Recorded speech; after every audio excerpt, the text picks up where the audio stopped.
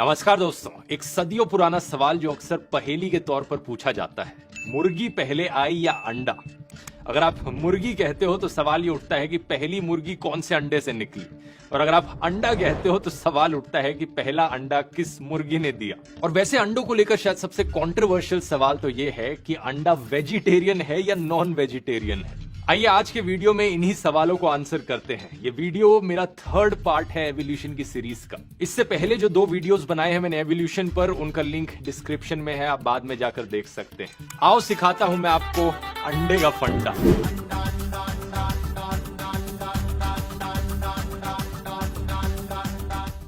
इस अंडे का क्या फंडा है? आज से करीब 150 मिलियन साल पहले की बात है। धरती पर डायनासोर्स का राज था। छोटे डायनासोर्स, बड़े डायनासोर्स, दौड़ने वाले डायनासोर्स, उड़ने वाले डायनासोर्स। यही वो समय था जब एवोल्यूशन के चलते कुछ डायनासोर्स का साइज छोटा होने लगा और बर्ड्स की एवोल्यूशन शुरू हुई। पहली चिड़िया इसी समय के अराउंड उभर कर आई। और जैसा मैंने आपको पहले वीडियोस में बताया था कि एवोल्यूशन किसी एक डायरेक्शन में नहीं होती, एवोल्यूशन हर डायरेक्शन में हो सकती है जहां वो फिट बैठे। तो कुछ डायनासोर्स टीरेक्स जैसे और भयंकर डायनासोर्स में इवॉल्व हो गए और कुछ डायनासोर्स छोटे होकर बर्ड्स में इवॉल्व हो गए। यही कारण है कि बताया जाता है आज के दिन जो मुर्गी है और टीरेक्स डायनासोर जो है, इन दोनों का एक कॉमन एंसेस्टर हुआ करता था। इनफैक्ट टीरेक्स डायनासोर का क्लोजेस्ट लिविंग रिलेटिव आज के दिन के चिकन्स और ऑस्ट्रिचेस ही है। कभी किसी ऑस्ट्रिच को करीब से देखना, बहुत सारी डायनासोर वाली वाइब्स आती हैं इसी रीजन से।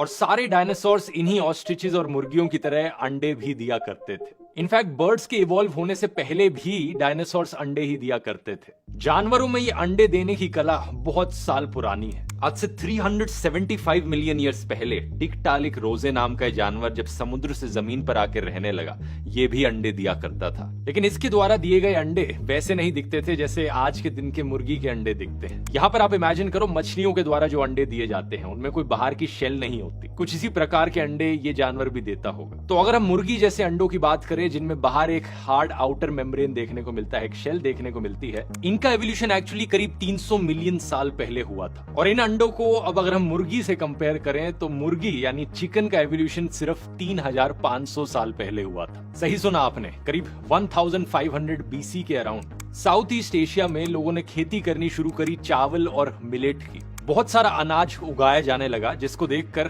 पास के जंगल में रहने वाला एक जानवर बड़ा आकर्षित हुआ। ये जानवर था वाइल्ड रेड जंगल फाउल, जो कि कुछ ऐसा दिखता है, मुर्गी से काफी हद तक मिलता जुलता। लेकिन फर्क ये कि ये साउथ ईस्ट एशिया के जंगलों में रहता था। जब इंसानों ने खेती करी तो ये इंसानों के खेतों के पास आकर रहने लगा खाने की वजह से, और इसी समय के अराउंड इंसानों ने इसे डोमेस्टिकेट करना शुरू किया। इस डोमेस्टिकेशन के चलते कुछ हजारों साल बाद इसमें एवोल्यूशन हो गया और ये आज के दिन का चिकन बन गया। ये जंगल फाउल की स्पीशीज अभी भी जिंदा है, तो साउथ ईस्ट एशिया के जंगलों में आप घूमोगे तो आपको अभी भी मिल सकती है। लेकिन आम मुर्गी से अगर आप साइड बाय साइड कंपैरिजन देखोगे तो थोड़े बहुत डिफरेंसेस जरूर देखने को मिलते हैं इसमें। जंगल फाउल की स्पीशीज का साइंटिफिक नाम है गैलिस गैलिस और एक आम मुर्गी का साइंटिफिक नाम है गैलिस गैलिस डोमेस्टिकस। तो एक चीज तो बड़ी क्लियर हो जाती है यहाँ कि अंडे 300 मिलियन साल पुराने हैं और मुर्गी 3500 साल पुरानी है। तो अंडे कहीं ज्यादा पहले आए मुर्गी से। लेकिन आप बोलोगे कि वो 300 मिलियन साल पुराने वाले अंडे किसी मुर्गी ने नहीं दिए थे। तो इसलिए अगला सवाल यहाँ पर उठता है कि मुर्गी पहले आई या मुर्गी के अंडे? आप इस सवाल का जवाब गेस करना चाहते हो तो इस वीडियो को पॉज करके नीचे कॉमेंट्स में लिखकर बता सकते हो। जवाब पता लगाना इतना मुश्किल नहीं है अगर आप एवोल्यूशन की स्टेजेस को समझते हो तो। बात बड़ी सिंपल है। एक चिकन इवॉल्व किया है वाइल्ड रेड जंगल फाउल से। ये वाइल्ड रेड जंगल फाउल किसी और जानवर से इवॉल्व किया होगा। उस जानवर को हम नाम दे देते हैं प्रोटो चिकन, यानी चिकन से पहले का जानवर। तो एक पॉइंट ऑफ टाइम हुआ होगा जब 2 प्रोटो चिकन्स ने एक दूसरे के साथ मेट किया होगा। रिप्रोडक्शन के दौरान जेनेटिक म्यूटेशन देखने को मिली होगी और इसके चलते एक ऐसा अंडा बना जिसमें पहला ट्रू रेड जंगल फाउल निकला होगा। और आगे चल के ऐसे ही पहली मुर्गी का जन्म भी हुआ हो। 2 प्रोटो चिकन के डीएनए के मिलने से पहले ट्रू चिकन का डीएनए बना। ये एवोल्यूशन का प्रोसेस रिप्रोडक्शन के दौरान ही उभर कर आता है। उसके बाद ही है कि सच्ची मुर्गी ने और अंडे दिए होंगे और उसके बाद और मुर्गियां बनी। तो इस सवाल का जवाब बड़ा क्लियर है, पहले अंडा आया।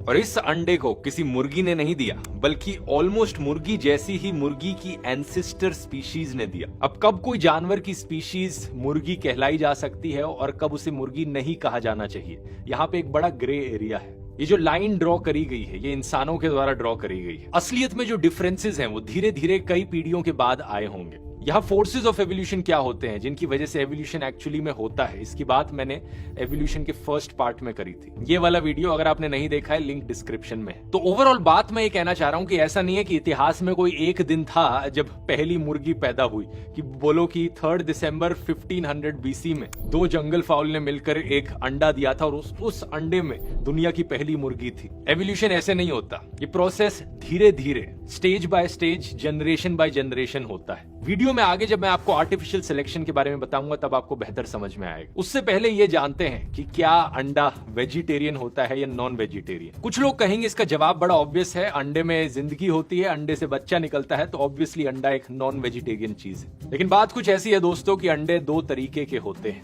हैप्लॉइड एग्स वो अंडे जो अनफर्टिलाइज्ड है, जहां सिर्फ फीमेल सेक्स सेल्स मौजूद होते हैं, इन अंडों से कभी बच्चा नहीं निकल सकता। दूसरे डाइप्लॉइड एग्स जो मेटिंग करने के बाद निकलते हैं, यहाँ male cells female sex cells को फर्टिलाइज करते हैं और इनसे बच्चा निकलता है। और इसी फर्टिलाइजेशन के प्रोसेस को अक्सर हम रिप्रोडक्शन से भी एसोसिएट करते हैं।